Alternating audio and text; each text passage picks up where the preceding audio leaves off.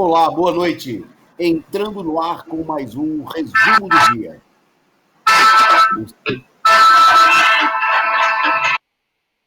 Opa, vazou o som. Mas nós estamos aqui no ar com mais um programa que é o seu Jornal da Noite, aqui da Causa Operária TV. Nesta quinta-feira, dia 17 de dezembro de 2020, estamos chegando com o nosso programa de número 645.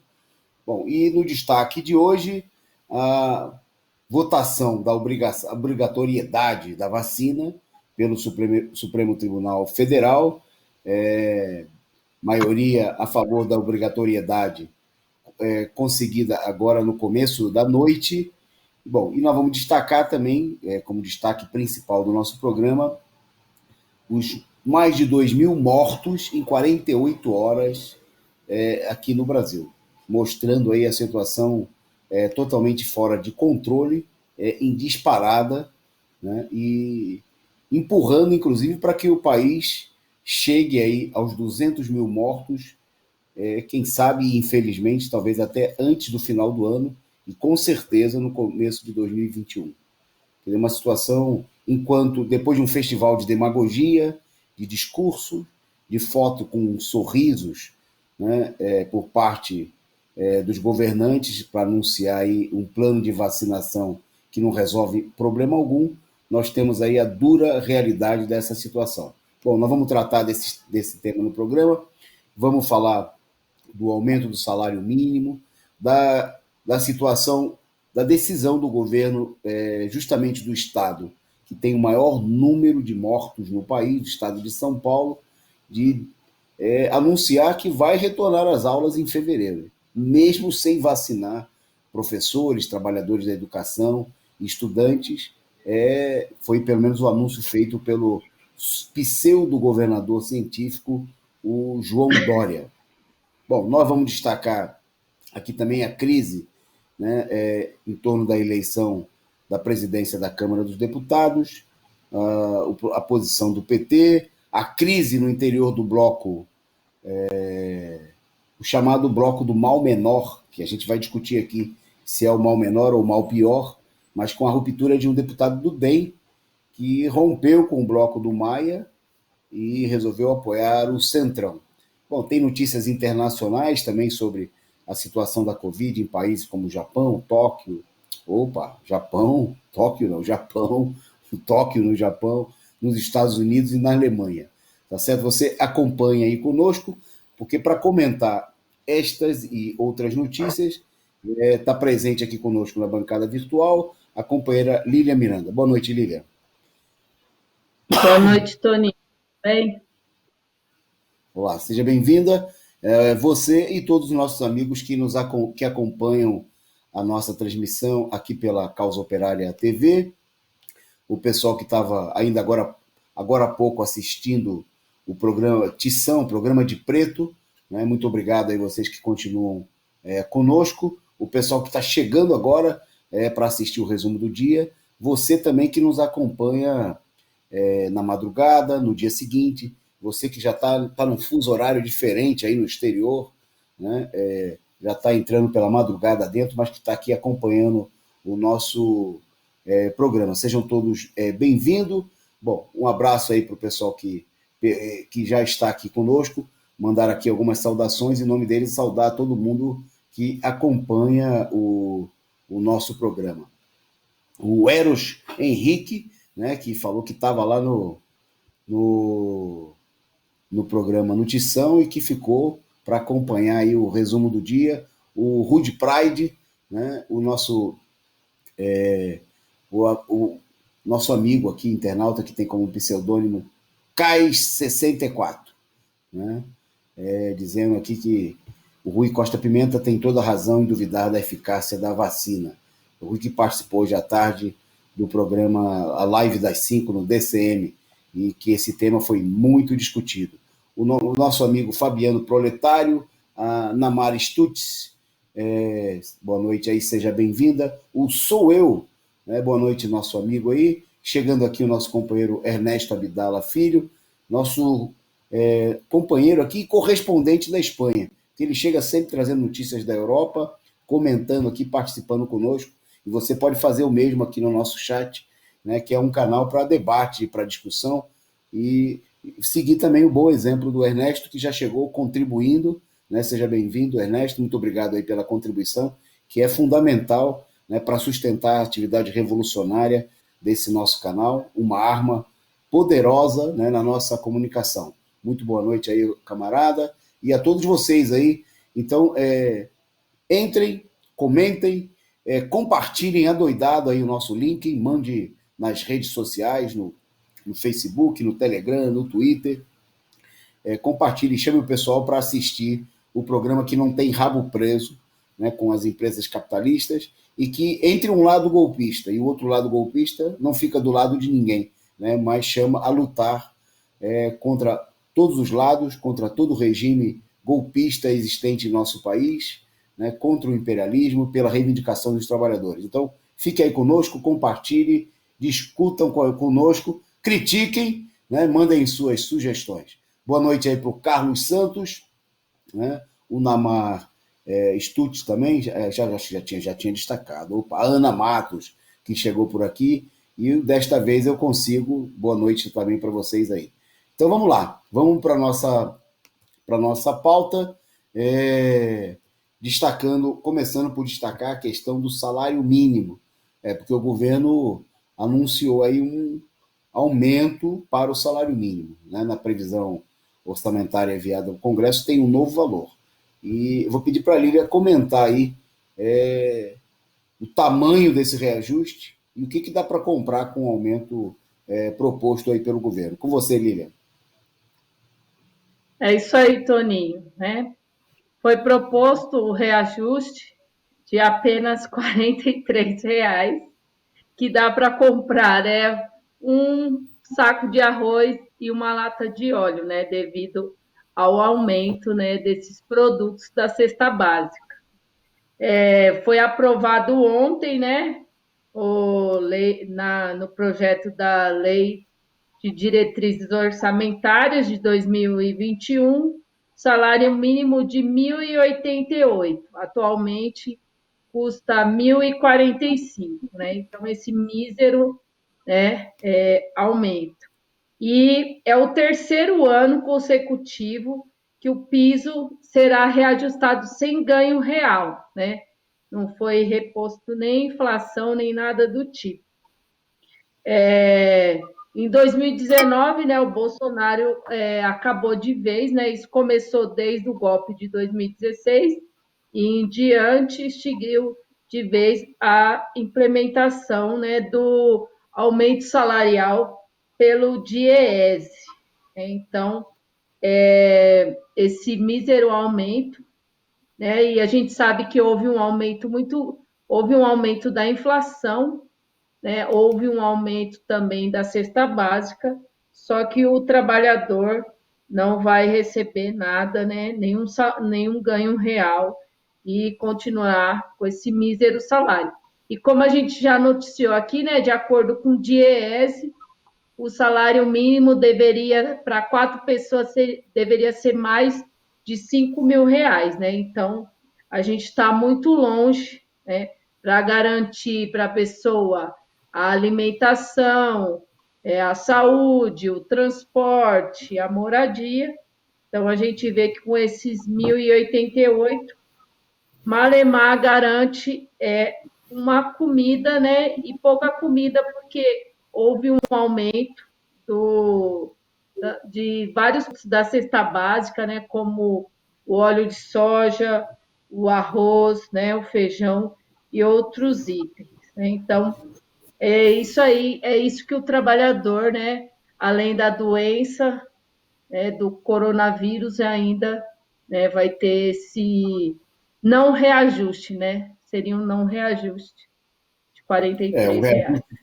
Um reajuste que não cobre nem mesmo o aumento da cesta básica, né, como a Lília destacou aí, quer dizer, não dá para comprar um pacote de arroz, 1 litro de óleo, e, bom, nesse momento aqui é muito grave, porque o salário do trabalhador, basicamente, ele é para comer, né? nós estamos fechando hoje a próxima edição do jornal Causa Operária, né, que vai destacar muito esse problema, e justamente na redação a gente analisava o fato seguinte, de que um estudo do Diese mostrou que em novembro, a cesta básica, agora no final de novembro, a cesta básica chegou a custar em São Paulo cerca de R$ 900, com os aumentos a pretexto, porque nós temos aí a política seguinte, ao mesmo tempo que a política econômica do governo estimula a exportação, né, e não oferece subsídios ao pequeno produtor, a quem produz para o mercado interno, né, nós temos aí o grande comércio, os especuladores dos supermercados aproveitando o final do ano, em que uma pequena parcela da população nesse momento recebe o 13º e o pessoal está metendo a faca. É uma disparada total de preço. Quem vai ao supermercado, né, sente aí a facada, né? Então, veja só, essa cesta básica que é calculada, ela é suficiente só para uma pessoa adulta. Então, a média para uma família operária, que seria, em média, duas pessoas adultas e duas crianças, que consomem mais uma cesta as duas crianças, é o cálculo feito, seria necessário, só para comprar a cesta básica, R$ 2.700. Né? Quer dizer, então, hoje, o salário mínimo, o salário mínimo vital, aquele salário mínimo que seria necessário para cumprir o que está estabelecido na Constituição, né? Gastos com alimentação para toda a família, saúde, educação, transporte, vestuário, né? Previdência, cultura, um lazer, né? Está se aproximando aí de R$ 6.000 o valor do salário mínimo necessário, quer dizer, uma situação totalmente insuportável. Bom, mas amanhã a gente volta mais a falar sobre esse tema, sobre o jornal, porque eu queria fazer. Amanhã nós vamos apresentar aqui uma proposta de presentes de Natal. Você que ainda não comprou o seu presente de Natal, para aquele companheiro, aquele amigo que vale a pena, né? Aquele companheiro, aquele chapa, segura que amanhã nós vamos vir com sugestões para você presentear no seu Natal aqui. Sugestões do programa Resumo do Dia, da Causa Operária TV, para você presentear com algo que vale a pena. Né? Presente de final de ano. Quem também não comemora o Natal, não tem problema, pode dar presente a si mesmo.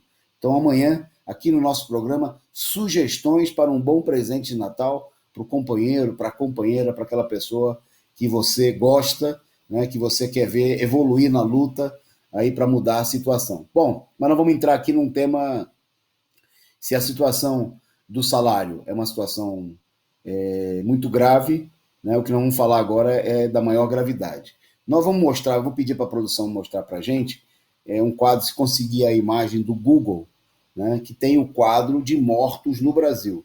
Essa imagem é importante porque essa mesma é a produção. Nossa produção é eficiente aí, sob o comando do companheiro Volney Martini. Então, nessa imagem aí, depois nós vamos mostrar um outro quadro, já um pouquinho mais atualizado, mas eu fiz questão dessa imagem, porque ela tem aí os dados por estado.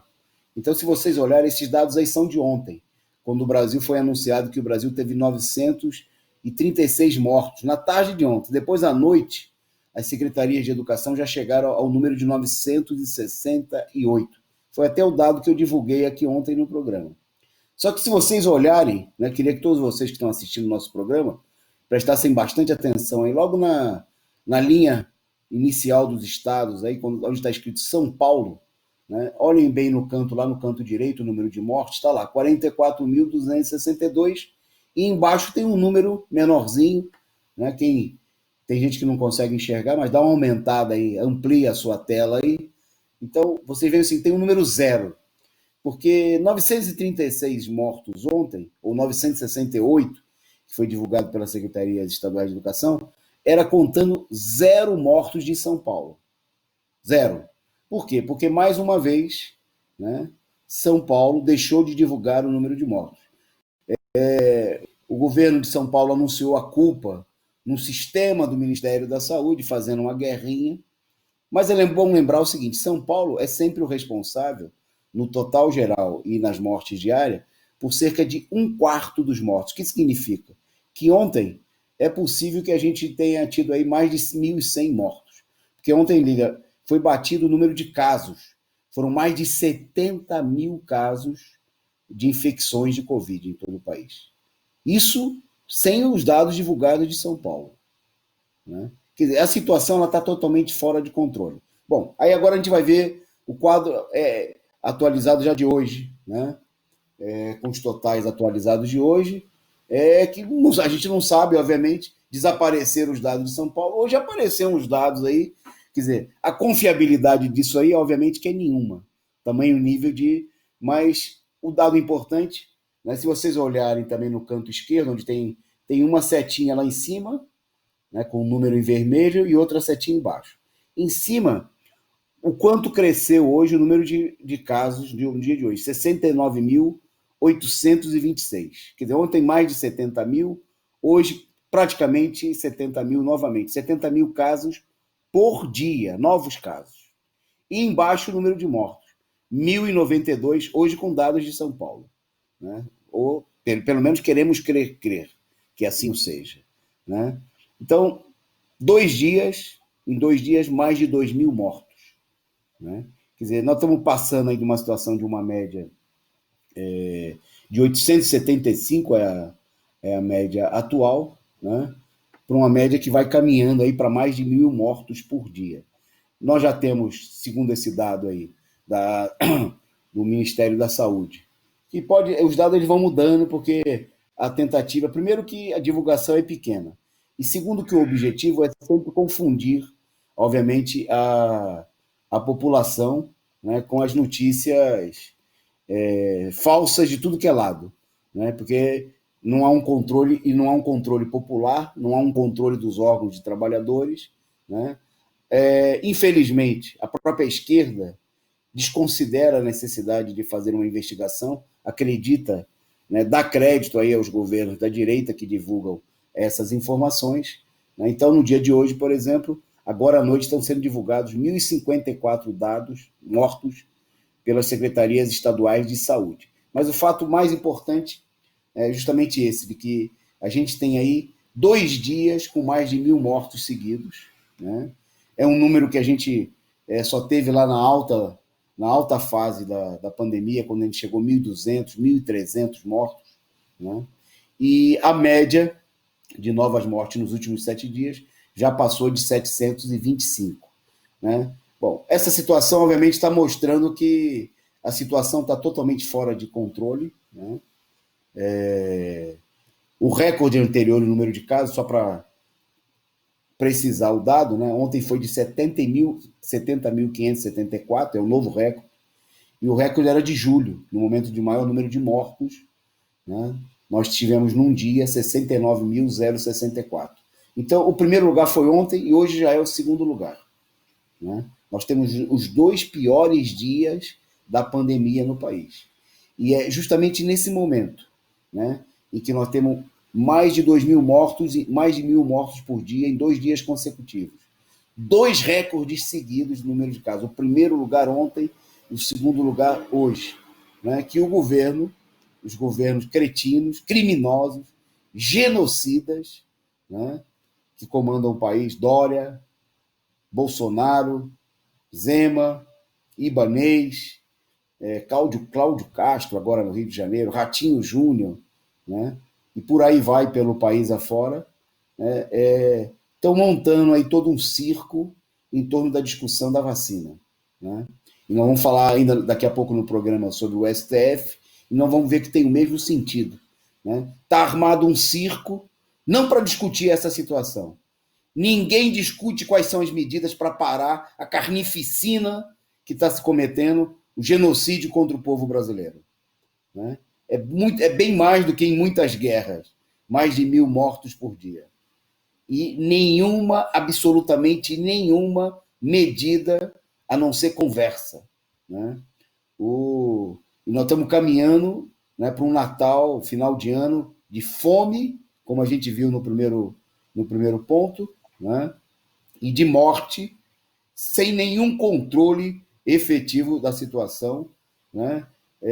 E a gente vê o cinismo do pessoal falar em final de ano, em festa, a cretina Rede Globo, Rede Globista, falar em abrace o seu amigo virtualmente, toda uma operação de encobrimento, toda uma discussão falsa em torno da vacina para encobrir essa... E a gente sabe o seguinte, que infelizmente não são só os idosos, né? O que já seria por demais grave, obviamente, que são a maioria dos mortos.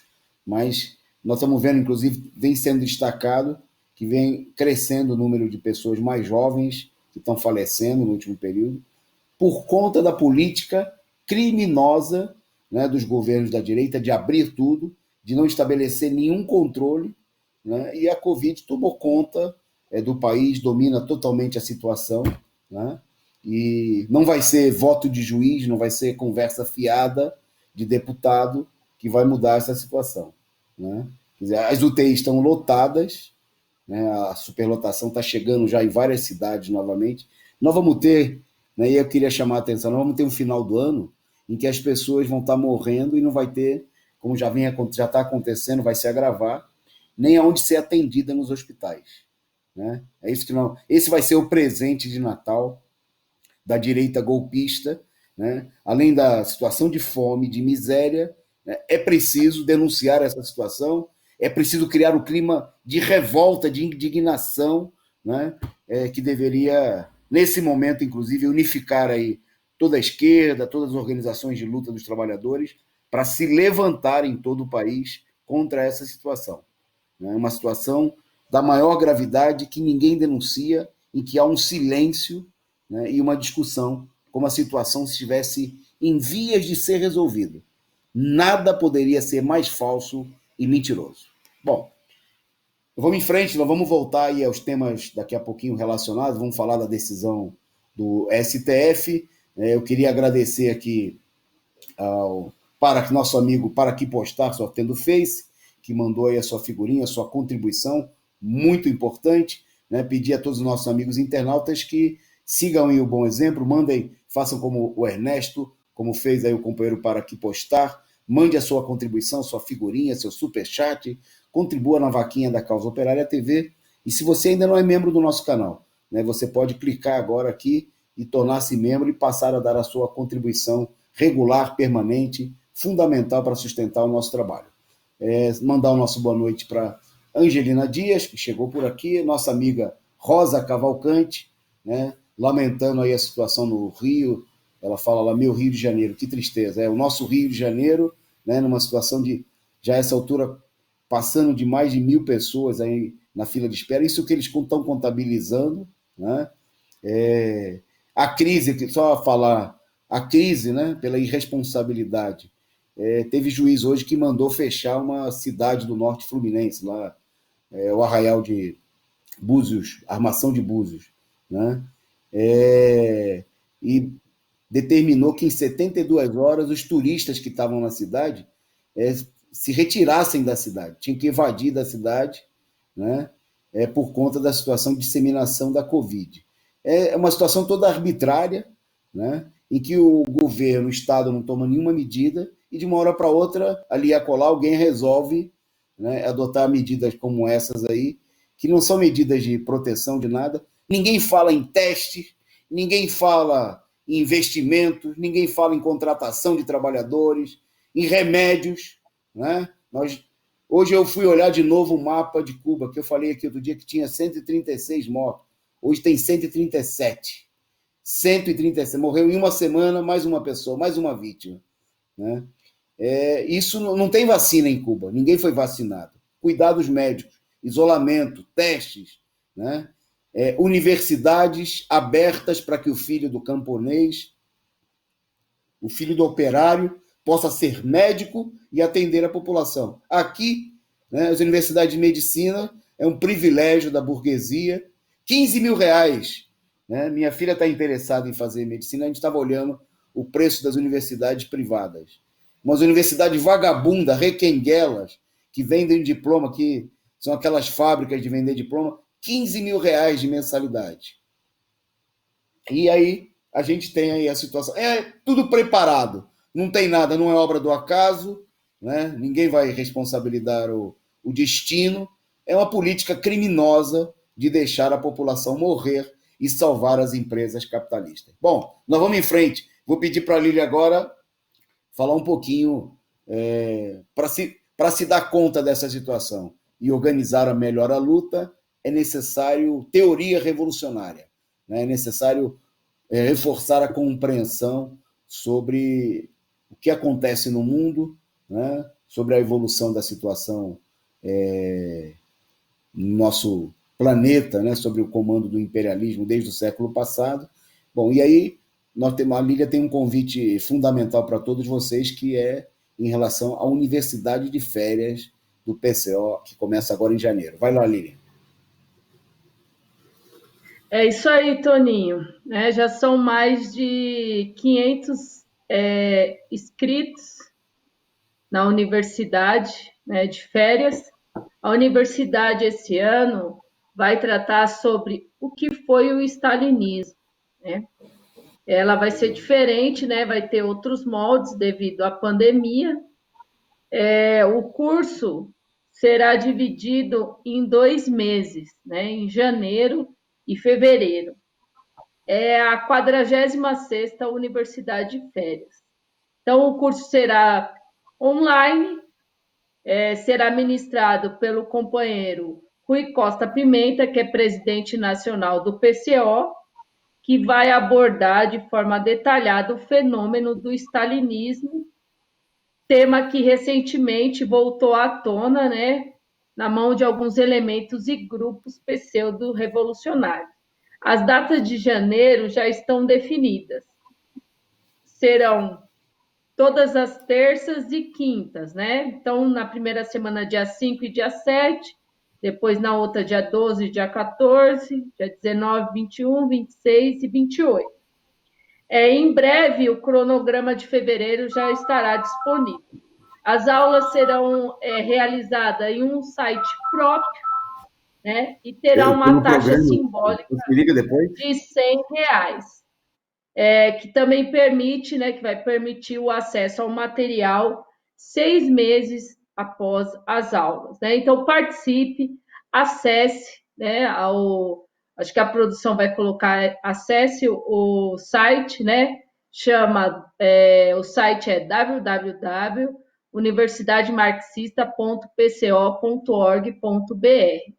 E a gente tem um trailer também, né? Um merchandise da Universidade de Férias. Vou pedir para a produção passar para a gente dar uma olhada.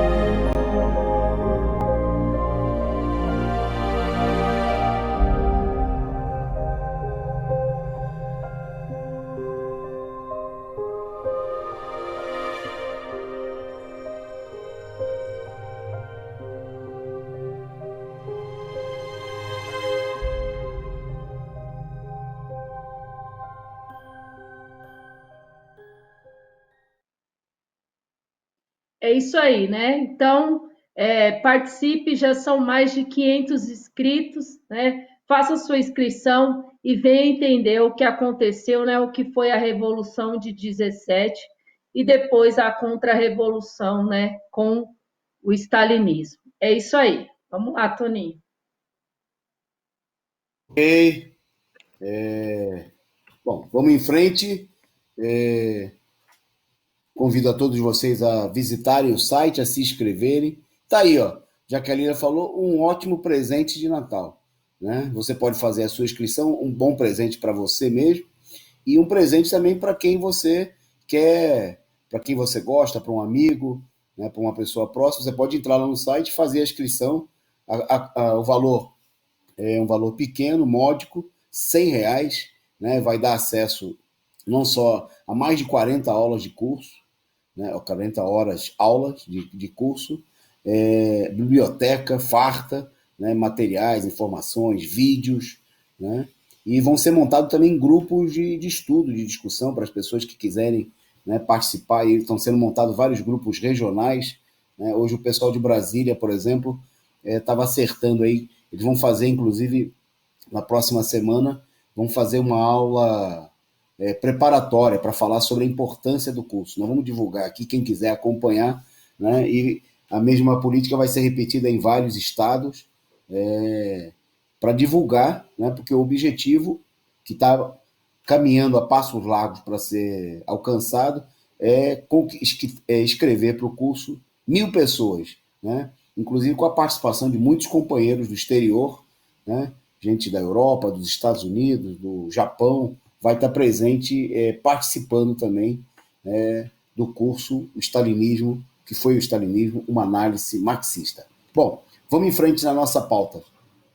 Vamos, vamos entrar um pouquinho aqui, vamos entremear a pauta política, né? Da gente falar um pouquinho do que está acontecendo, porque obviamente isso tem muita importância, porque evidencia qual é a reação, né, dos atores políticos, dos partidos, né, dos setores da direita e da esquerda, diante de uma situação, o país está desmoronando, né? Nós temos aí recordes de casos e há pouco caminhando aí para a gente ter um recorde de morte, porque a gente sabe muito bem que quando explode o número de casos, como no país não tem tratamento, né, são poucos os setores da burguesia que esses aí conseguem se safar. Vão tratar no Albert Einstein, no Sírio-Libanês, mas a maioria do povo se ferra, né, não consegue nem mesmo acesso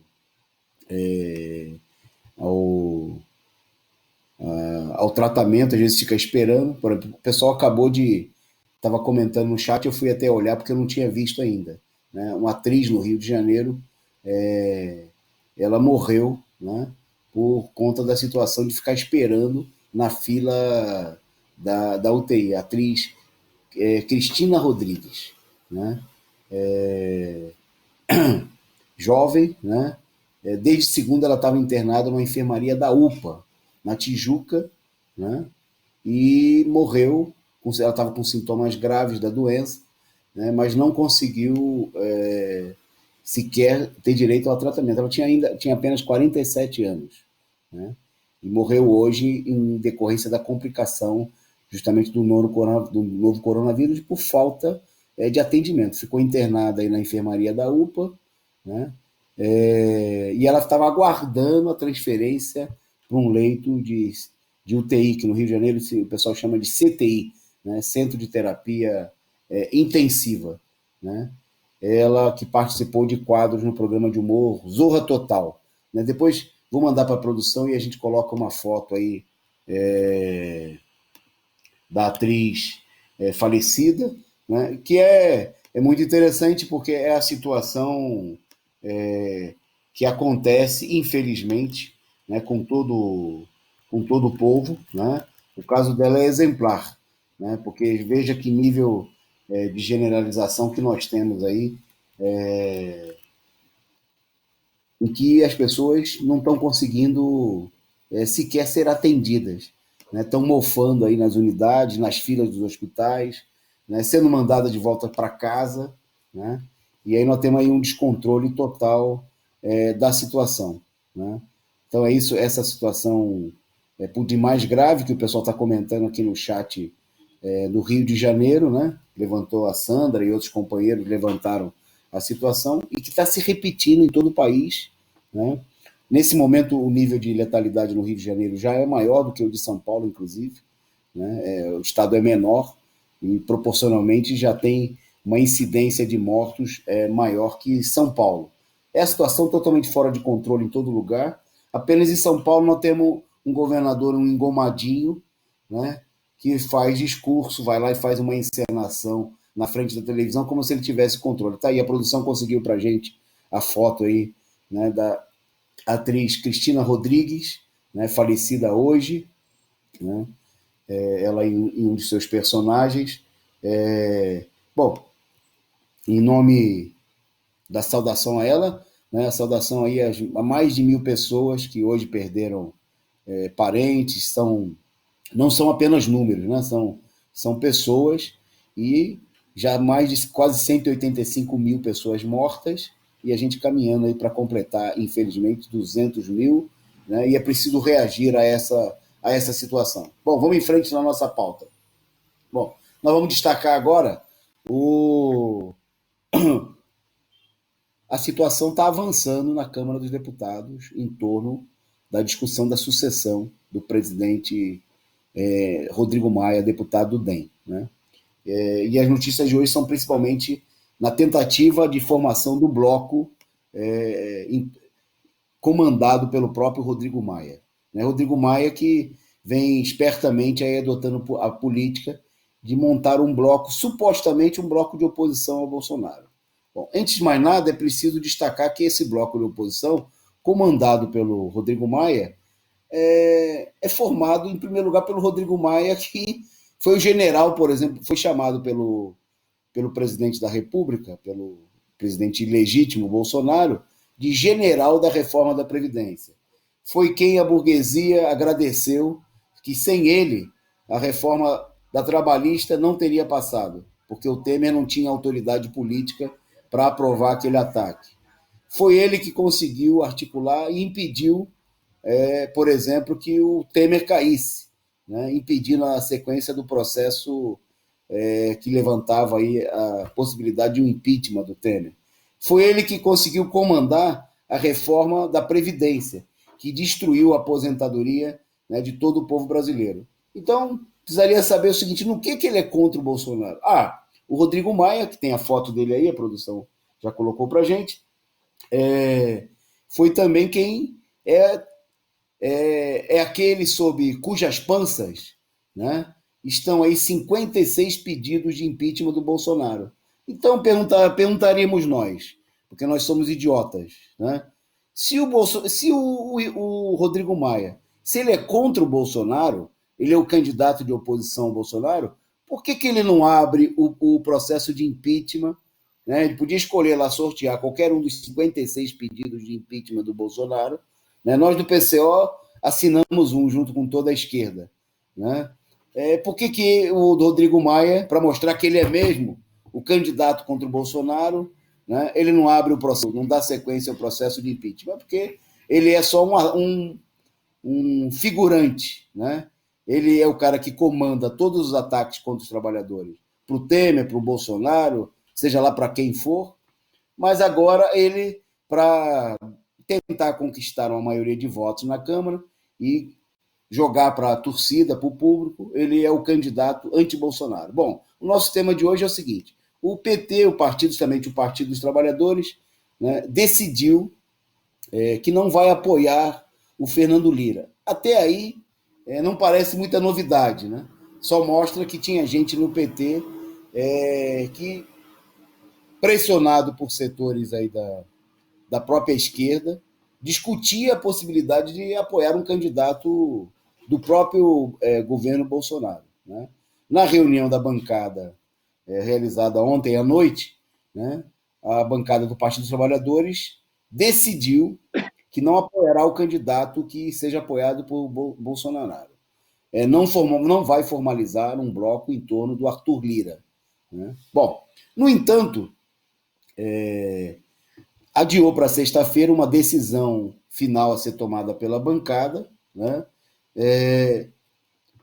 Mostrando aí a decisão que a tendência, né, segundo a imprensa procurou divulgar hoje, ninguém do PT desmentiu, que é seguir no bloco que Rodrigo Maia está formando com o DEM e mais 5 partidos. Ou seja, o Partido dos Trabalhadores estaria, né, adotando a política de se colocar aí a reboque, né, como no vagão, como um vagão, né, na locomotiva puxada pelo Maia, a locomotiva golpista, a locomotiva, né, que nós estamos vendo aí, por exemplo, uma reunião realizada, não agora, né, no passado, antes da pandemia, entre setores da bancada da esquerda, né, estão aí os deputados do PT, está aí na foto também a deputada Heloísa Erundina, por exemplo, com o Rodrigo Maia.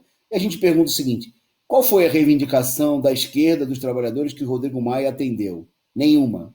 Mas agora, a pretexto, né, de apoiar o candidato contra o Bolsonaro, o Partido dos Trabalhadores estaria adotando a política, né, de apoiar o seu candidato à sucessão, que nesse momento, né, estaria entre dois candidatos, né, um candidato do MDB, justamente o líder presidente do partido, Baleia, e o candidato também do próprio partido, do candidato do Bolsonaro, do PP, né? O partido do Maluf, o partido da direita que mais cresceu, inclusive um dos partidos da direita que mais cresceu nas eleições municipais, justamente atacando o PT, né? Justamente defendendo a política, uma política bolsonarista e colocando em prática essa política.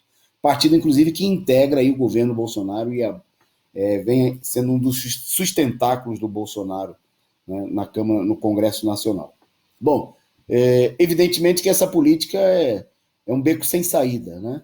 Ao invés do Partido dos Trabalhadores e da esquerda lançarem uma candidatura própria, é a política de capitulação, né? É a política de se colocar aí a reboque, né, dos setores que golpearam a presidenta Dilma, né, dos setores que foram responsáveis pela prisão do ex-presidente Lula e por todos. Porque vamos ter claro, o Bolsonaro nunca teve voto e não continua sem ter voto para aprovar nenhuma medida contra os trabalhadores no Congresso.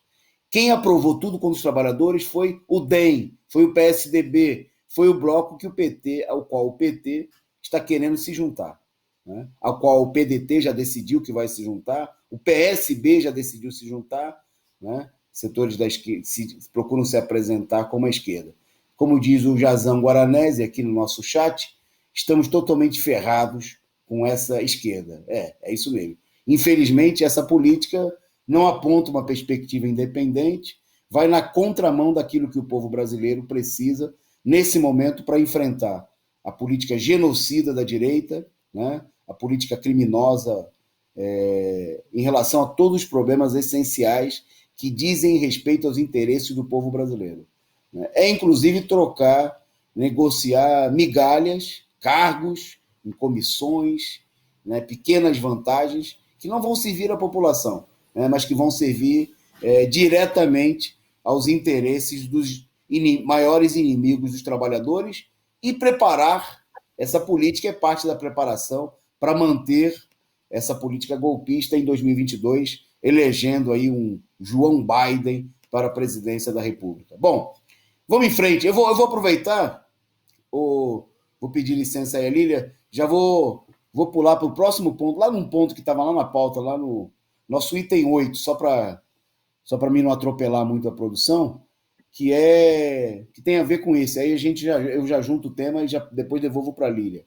Que é, por outro lado, nesse mesmo bloco, um deputado do DEM, né, resolveu romper com Rodrigo Maia, né, e resolveu apoiar o Lira, o candidato do Bolsonaro, né, que mostra que as definições, né, aí não tem nenhuma importância. Ontem nós já tínhamos destacado aqui que o presidente do Republicanos, né, resolveu mudar de lado, porque ele queria que o Maia apoiasse ele. Como o Maia não vai apoiar a candidatura do Republicanos, o presidente do Republicanos anunciou o apoio à candidatura do Lira, o candidato bolsonarista. Republicano, que é o candidato do Crivella, no Rio de Janeiro, do Russomano, aqui em São Paulo, né? Já era uma ficção de que o Republicanos, de fato, estaria no bloco anti-Bolsonaro. Imagina, se o Republicano vai estar no bloco anti-Bolsonaro, só faltava os filhos do Bolsonaro estar no bloco anti-Bolsonaro, né? Porque um dos partidos mais fiéis ao Bolsonaro é justamente o Republicano.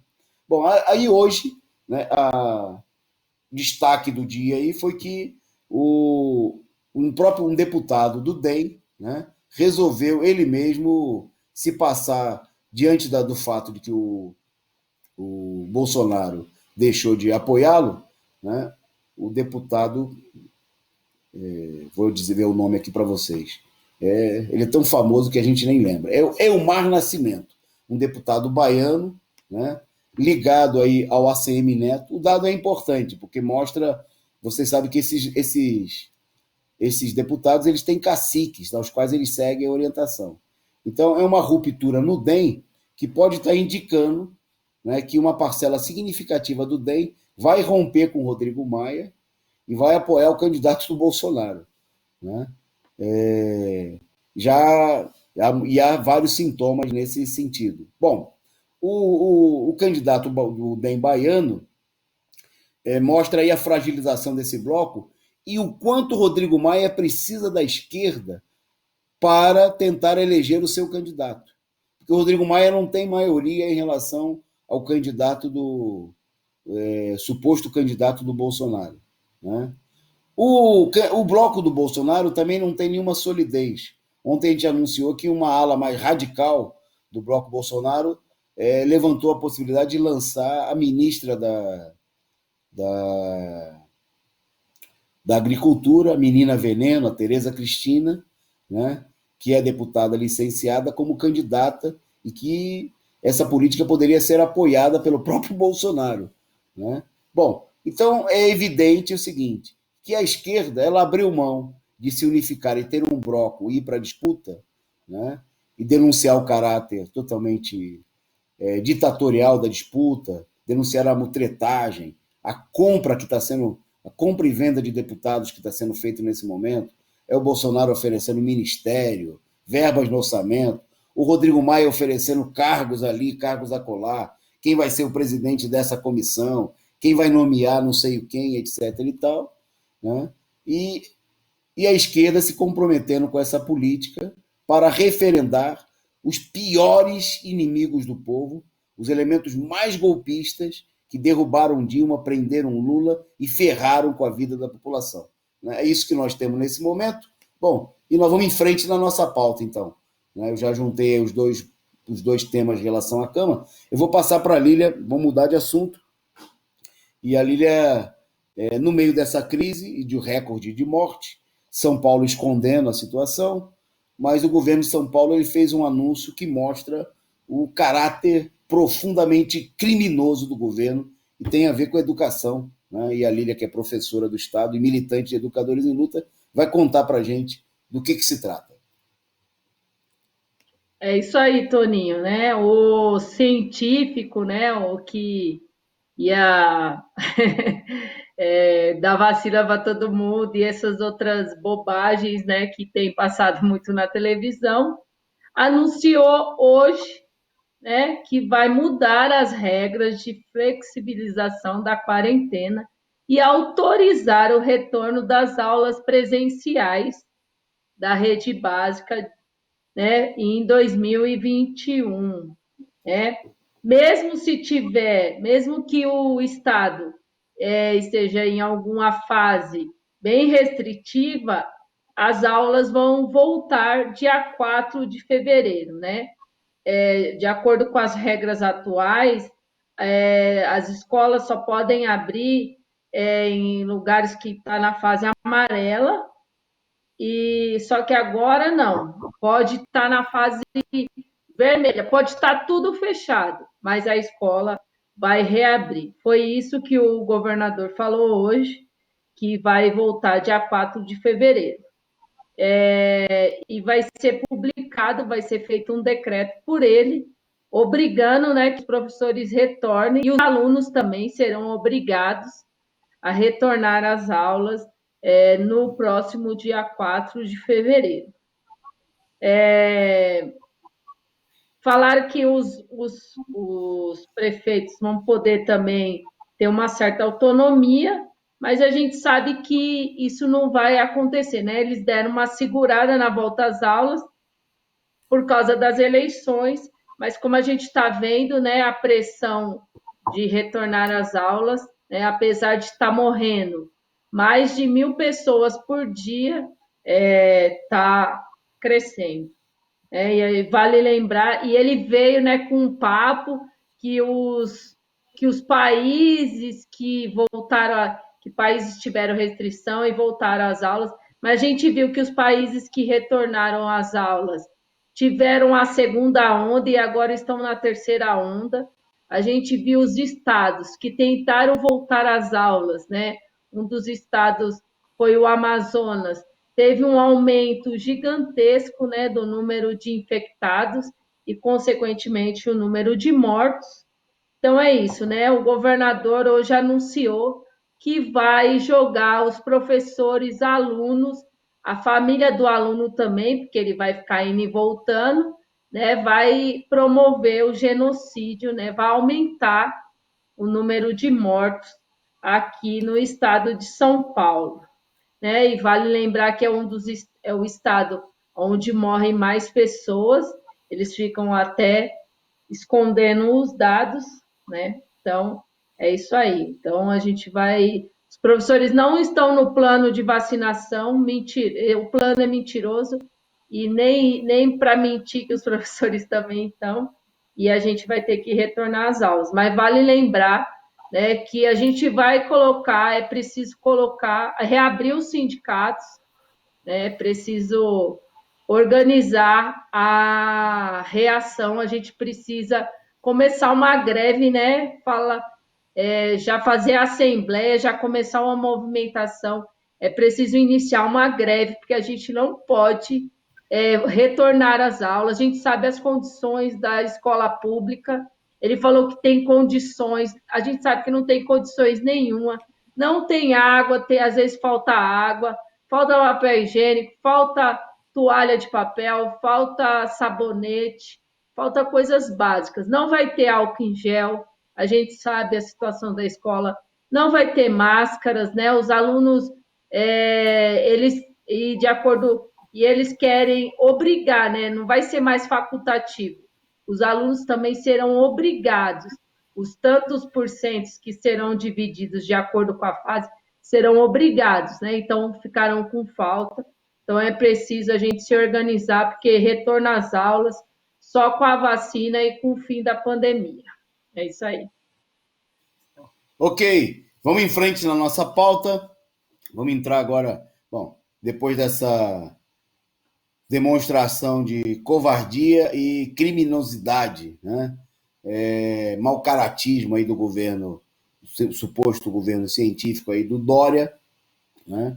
Política que corretamente assinalou a companheira Lília, precisa ser enfrentada através da mobilização. Atenção, a POSP, SIMPEM, sindicatos aí de todo o estado de São Paulo, é preciso convocar uma assembleia grande, unificada, grande mobilização lá em janeiro ainda, no final, no meados de janeiro, né, contra essa política criminosa. Não ficar esperando, mas vai ser só uma parte. Né? É a política, né, de procurar introduzir aos poucos, né, a política criminosa de voltar às aulas, precisa ser rejeitada.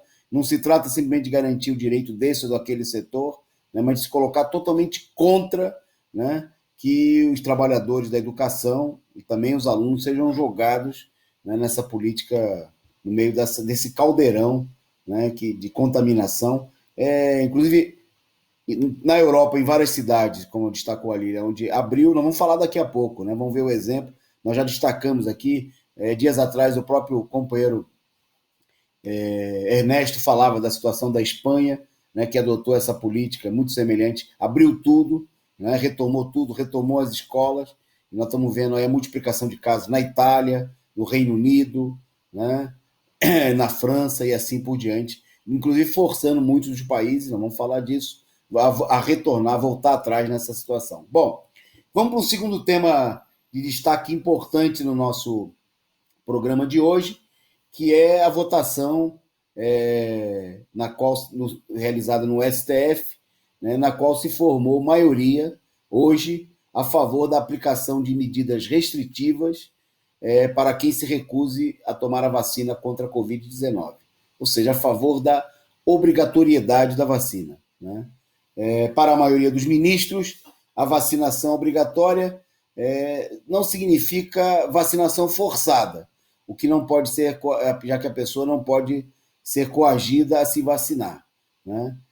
No mesmo julgamento, a maioria dos ministros também rejeitou um recurso com o objetivo de desobrigar os pais de vacinarem os filhos. Quer dizer, vai estar colocado aí todo tipo de, vamos ser sinceros, é uma política de imposição. Em primeiro lugar, eu queria destacar que a falsidade que nós temos diante dessa situação. Porque procura-se passar a impressão de que há uma preocupação, né, por parte das instituições do regime, como é o caso, né, do próprio Supremo Tribunal Federal, uma das principais, um dos pilares do regime golpista. É bom lembrar que foi graças ao STF, né, que o Lula foi mantido na cadeia durante todo o processo eleitoral, né?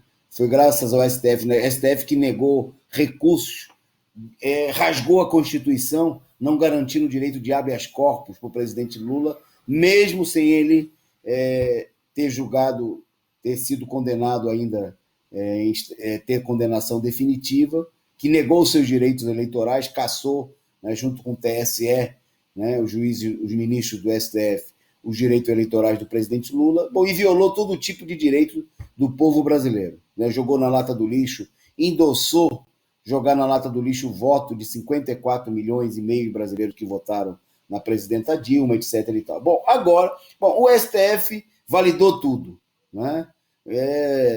No governo Temer, validou tudo no governo Bolsonaro, e agora nós temos aqui uma encenação na qual os ministros reacionários do STF querem se mostrar preocupados em garantir, né, a vacinação da população brasileira. Bom, então, em primeiro lugar, é preciso denunciar essa farsa, né? Não há nenhuma preocupação com o direito do povo, senão outros direitos estariam sendo garantidos, né? E a gente vê que isso não se verifica. Em segundo lugar, a operação do STF é parte da operação Cortina de Fumaça, ou areia nos olhos do povo, né? No mesmo momento que estão morrendo mais de 1.000 pessoas, né, o governo, o STF, está todo mundo discutindo, a imprensa e até setores da esquerda estão aí discutindo como se fosse uma questão de vida ou morte a obrigatoriedade da vacina. Mas as pessoas já estão morrendo agora, né? Não é que as pessoas vão morrer se não tomar vacina. O Brasil está caminhando para completar 200 mil mortos. Bom, e aí, com o voto, o relator do processo foi o ministro Lewandowski, né, que está aí na imagem, na telinha de vocês, apresentados por muitos como ministro progressista, apesar de que foi ele, na presidência dele, que se comandou aí o processo totalmente espúrio do impeachment da Dilma no Congresso Nacional. Bom, e o debate, né, como eu disse, tem um caráter totalmente artificial, né? Primeiro porque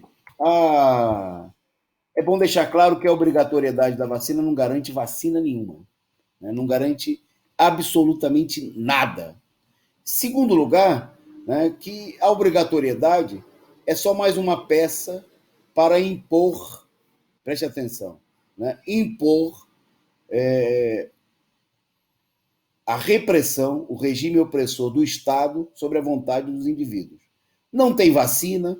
Por exemplo, o STF não tomou nenhuma medida para obrigar o governo brasileiro a disponibilizar testes para a população. Está aí, ó. Aí o bom exemplo, né? Nem o STF, nem a imprensa golpista, nem a esquerda fez campanha pela obrigatoriedade dos testes, né? Nada. Nem o Congresso Nacional. E testes salvam as vidas. Veja-se, repito, o exemplo de Cuba, o exemplo da Venezuela, o exemplo de tantos países, mesmo mais pobres que o Brasil, né, que através de testes e cuidados com a população, isolamento organizado, tratamento médico, né, tem níveis até 10 vezes menores do que a incidência de Covid no Brasil, ou até muito vezes menos, né? O caso de Cuba, não me canso de apresentar, população semelhante à da cidade de São Paulo, né? E Cuba tem 100 vezes menos mortos do que São Paulo, né? Que é muito mais rica do que Cuba. Então, ninguém... Agora, quando se trata de fazer um teatro e de reforçar a violação dos direitos democráticos dos indivíduos, o direito do cidadão decidir, né? Porque no Brasil, veja só, nós já tivemos vacinas que chegaram a 90%, preste atenção você que tem uma certa dúvida, não consegue discutir com aquele elemento que chega bufando, não, mas tem que obrigar, senão as pessoas vão se contaminar. Bom, as pessoas estão contaminadas, né? No Brasil, nós já tivemos campanhas de vacinação que chegaram aí a 95% de alcance da população, sem que ninguém fosse obrigado a se vacinar. Né? Havia campanha de esclarecimento, né? Se mostrava a eficácia da vacina, né?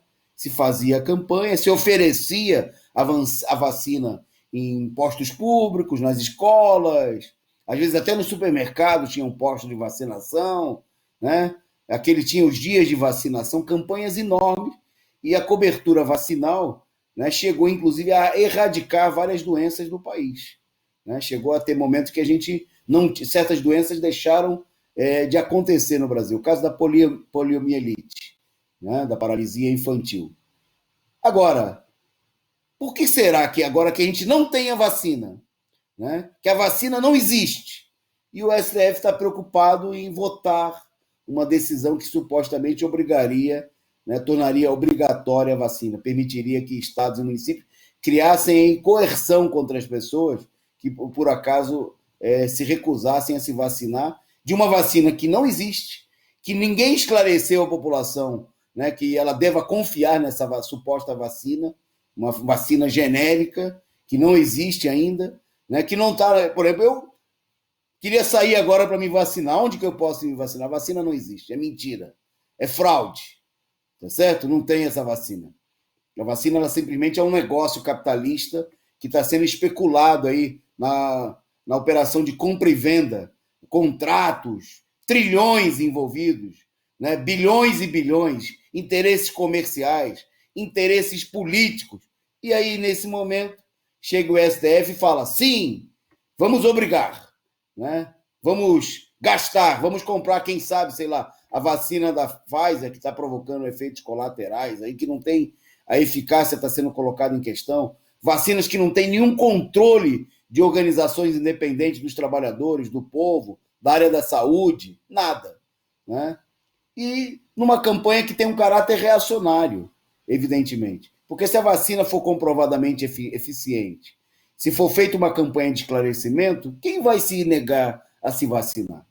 Né? Por que fazer isso daí? É para reforçar o poder autoritário do STF? Para dizer que o STF, esse bando de criminosos de toga que violam à torto e à direita a Constituição, eles estão tomando decisões a favor do povo? Ora, que teatro! Mero teatro! Preocupação nenhuma com o povo, né? Preocupação nenhuma com o governo que joga o dinheiro. Estão estragando, milhões de testes estão se perdendo, lá no Rio de Janeiro mesmo, onde as pessoas estão morrendo na fila dos hospitais, né? Foi denunciada a existência de quase 7 milhões de testes que estavam perdendo a validade por conta de que o governo simplesmente não se organizou para utilizá-los. Né? E aí, o que o STF fez com relação a isso? O que a Câmara dos Deputados? O que a imprensa? Nada. Notinhas na imprensa para lá, notinhas para cá, mas foi só o Bolsonaro anunciar um plano de vacinação que choveu elogios. Veja que fala sensata do Bolsonaro, veja como ele está mais equilibrado, veja como ele está mais tranquilo, é assim, uma política de colaboração, e ele falou que vai usar a vacina da Coronavac, do Dória, que coisa linda, defendeu a unidade dos governadores, de todo mundo, né? Parecia Papai Noel, né? Defendendo a união dos povos no momento do Natal. É pura canalice, né? Não tem nada a ver com defender o interesse da população. E de maneira nenhuma nós, um partido de esquerda, vamos ser favoráveis que nem o STF e ninguém, nenhum setor do Estado golpista, esse mesmo Estado, olha que tamanha preocupação com a vida.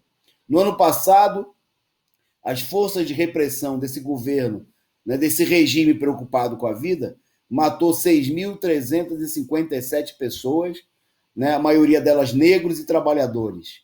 Né? E eles agora se dizem preocupados com a vida. Olha que coisa maravilhosa. Que show de cinismo. Né? Quer dizer, tem que ser muito tonto para acreditar, né, que essas instituições do regime golpista, né, eles estão preocupados em salvar a vida de alguém. Né? Quando, na realidade, o que nós temos aí é a política de reforçar, né, o poder repressivo do Estado, né, o disfarce. Né? Todo mundo está tirando uma casquinha. O Dória agora é democrático, é favorável a defender a vida do povo, né, com a vacina, mas ele está mandando que as escolas sejam reabertas. Né? E foi ele que fez a campanha pela reabertura de tudo e está omitindo, está escondendo os dados. O Bolsonaro também é defensor do povo, olha que maravilha. Foi lá, lançou um plano nacional de vacinação, tirou até foto com o Zé Gotinha, que coisa. E aí o STF resolveu também participar da fraude. Né? É o regime golpista, é o Maia fingindo que é democrático e que está montando chapa de oposição ao Bolsonaro. Né? É o Dória fingindo que é amigo do povo e é científico, né? Defendendo a vacina. E agora o STF, né? A Suprema Corte do golpe, né? Fingindo que está preocupada com o povo para impor mais uma medida de cassação dos direitos democráticos. Né? Obviamente que isso não é saída para nada. Né? Ao contrário disso, nós defendemos, por exemplo, a quebra da patente da vacina, para que a vacina seja produzida aqui, a baixo custo, distribuída gratuitamente e rápida e imediatamente para toda a população, sob o controle das organizações da área da saúde, pelas organizações dos trabalhadores, né, que sejam contratados dezenas de milhares de profissionais da área da saúde, né, para garantir o acesso, o tratamento que a população necessita, que se no Rio de Janeiro e em outras cidades não tem vagas nos hospitais, tem que usar os hotéis de luxo do Rio de Janeiro e abrir leitos de UTI no Rio de Janeiro, em São Paulo, em todas as cidades que forem necessárias. Tem que expropriar a rede hoteleira, né? Deixar de lado o interesse de meia dúzia de tubarões capitalistas, tem que pegar os hotéis e colocar o povo para ser tratado.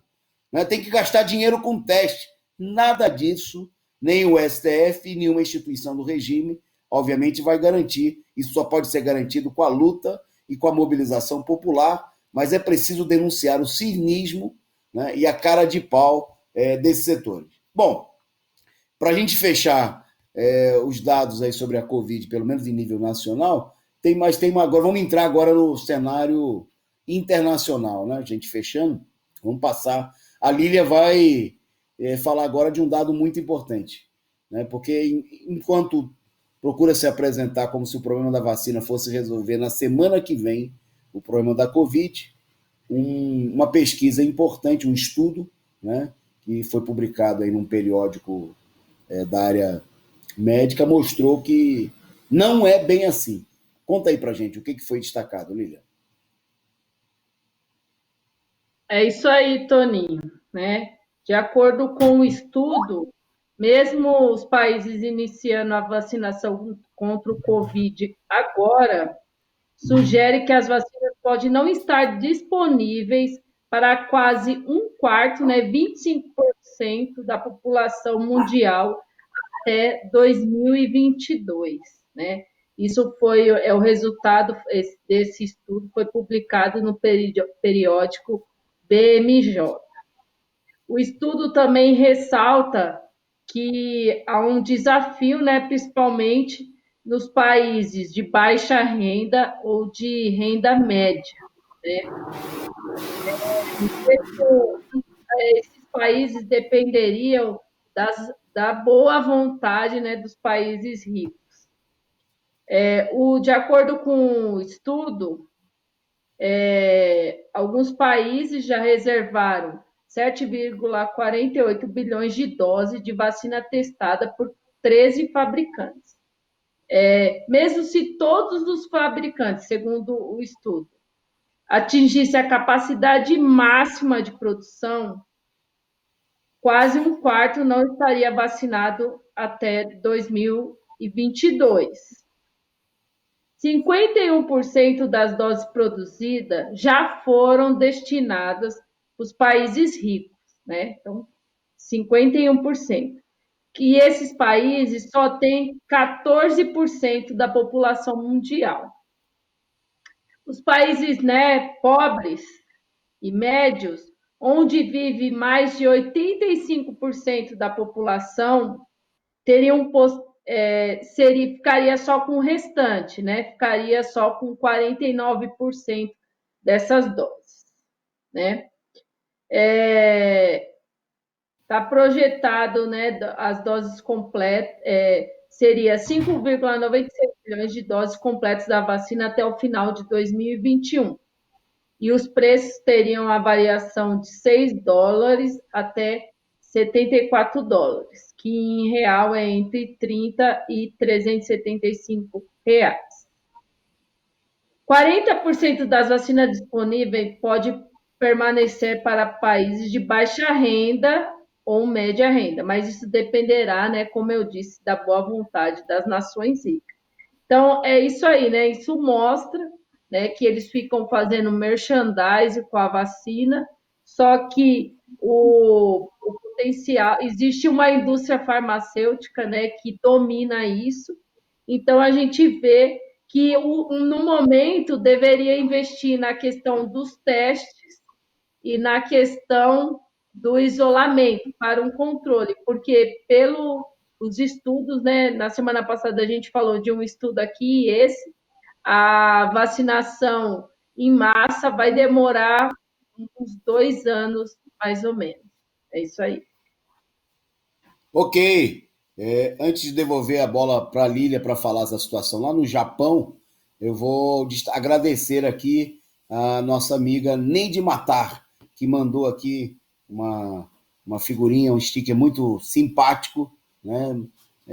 Elogiando o nosso trabalho que é coletivo, né? Que é feito com todos vocês que acompanham o nosso canal, que nos ajudam compartilhando e que fazem como a Neide, como para aqui postar só tendo Face, como o nosso amigo Ernesto, como todo mundo que aqui, os companheiros que são membros aqui do nosso canal, como Reflexão Sempre, a Ana Matos, Rosa Cavalcante, né, e todos vocês que estão por aqui e que contribuem para sustentar essa ferramenta fundamental na luta pelas reivindicações populares, contra o regime golpista, né, por fora Bolsonaro, fora todos os golpistas, fora o imperialismo, né, e canal de gente que não acredita, né? A Lília falou aí da boa vontade dos países ricos, né? A gente acredita tanto nessa boa vontade, né, como a gente acredita que o Rodrigo Maia está fazendo uma chapa de oposição ao Bolsonaro, né? E que ele é o inimigo, é um opositor do Bolsonaro. A gente também acredita na honestidade, na boa vontade do Dória em defender o povo. Quer dizer, é um canal de gente que não cai nesse tipo de tontice, né? E que por isso participa e ajuda a impulsionar essa iniciativa combativa, revolucionária, que é a Causa Operária TV. Vai lá, Lília, para você agora, nós vamos um minutinho para cada notícia agora. Situação no Japão. Vai lá, Lília. Então, no Japão, né, o governo da capital de Tóquio, né, do Japão, Tóquio, teve um aumento, né, no número de contágio, foi para 822, por isso o governo fez uma alerta, né, de questões sanitárias, né? Eu até estava falando, imagina, isso lá é infectados, aqui no Brasil está morrendo mais de 1.000 pessoas por dia, né? Então, há uma alerta sobre o alto índice, né? E eles já tiveram uma segunda onda e agora estão numa terceira onda. E lá já no Japão morreram 2.768 mortes desde o começo da pandemia, né? Então a gente vê que o país há um controle, mas mesmo com a abertura, né, da economia, houve um aumento, né, no número de contágio e no número de mortes. É isso aí. O que é considerado lá uma onda, aqui é praticamente uma marola, né? Aqui tem cidades do interior de São Paulo que estão tendo esse número de casos aí que, né, tem em Tóquio, que é uma das maiores capitais do mundo, né? Bom, rapidamente aqui, antes a gente falar da situação em geral do mundo, né? Vou pedir para a produção colocar aquele quadro aí que traz os números da pandemia em nível mundial, né? Ao contrário dos outros canais que mentem, né, e ocultam, aqui nós não queremos mostrar de fato qual é a situação. Bom, e a gente quer destacar, né, bom, Nós estamos se aproximando aí de 1.700.000 mortos, vocês estão vendo, né? E, bom, os Estados Unidos bateu um novo recorde, né? Vocês veem aí no quadro, 3.611 mortes em um único dia, né? Esse número menor abaixo do total, né, de 307 mortes nos Estados Unidos, 3.611. É a terceira vez que está se mantendo aí uma média acima de 3.000 mortes diárias, né? É um número altíssimo, várias vezes vem sendo quebrado aí nos últimos dias, né? Bom, e a gente vê que, infelizmente, em segundo lugar ficou aí mais uma vez o Brasil. Bom, mas a situação está fora de controle, né? Vocês vejam, inclusive, que o início da vacinação, que muita gente está pensando o seguinte, né? O governo está falando aí, começar a vacinação em fevereiro, março, é como se a vacinação ela disparasse um botão, fosse um botão que aperta, começou a vacinar, não, os Estados Unidos começou a vacinação, né? Toda uma encenação, e aí 3.611 mortes por dia, né? O que está acontecendo lá nesse momento, o país passando de 307 mil mortos, e é um exemplo, né, da falência do capitalismo internacional no seu principal reduto. Lília, 30 segundos para você falar da última notícia e mandar o seu tchau para o pessoal aí.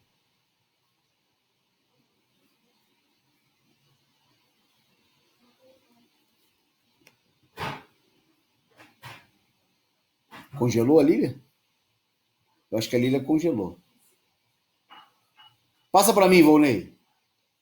Eu acho que o pessoal está me ouvindo. A Lília acho que deu uma congelada, no minuto final falhou a internet. Não, a gente só ia destacar aqui a situação na Alemanha, né, onde o país passou de ser um país exemplo de enfrentamento à pandemia, né, no começo da situação. Bom, e agora, justamente por falta de iniciativa, agir com maior rigor, né, há aí uma situação de descontrole da situação, né, e um crescimento muito expressivo do número de casos. Na Alemanha já tem mais de 1.400.000 infectados. O número de mortos é ainda relativamente baixo, né, mas não chega a ser, mas é muito expressivo, alcançando já quase 25 mil mortos, né, e o país resolveu optar, aí, foi forçado nos últimos dias a caminhar para uma situação de fechamento total, né, inclusive que vem dando lugar aí a protesto da extrema-direita contra as medidas adotadas pelo governo aí da Merkel, o governo direitista da Merkel, mas que está sendo pressionado. Gente, nós vamos encerrando por aqui, porque estourou o nosso tempo, né? A gente agradece aí a presença e a participação de todos vocês que participaram aqui no chat, que contribuíram. Não sem antes agradecer o Tiago Pires, que mandou aí a sua contribuição aí, o seu superchat, muito obrigado. Ele que mandou aí vários, defendendo aí a greve geral, a mobilização como uma forma fundamental de luta, né? O Ernesto Abdala dizendo que a situação explodiu aí, nosso correspondente na Europa aí. Vamos colocar ele até num programa próximo aí, já fica o convite, hein? 1.000 mortos por dia na Alemanha, tudo fechado até 10 de janeiro, menos supermercado e farmácia. É isso aí a situação, né? As grandes potências capitalistas mostrando que os capitalistas não controlam nada, né? Não são capazes de conter absolutamente nada, um fracasso total, e o caminho é a humanidade se livrar, né, desse que é o pior câncer da humanidade, que é esse regime que deixa o povo, que deixa até os seus escravos morrerem de fome, no desemprego, na pandemia. Um abraço. Amanhã, a partir das 13 da tarde, análise internacional com o companheiro Rui Costa Pimenta, e à noite a gente volta com mais um resumo do dia para fechar a semana. Um abração.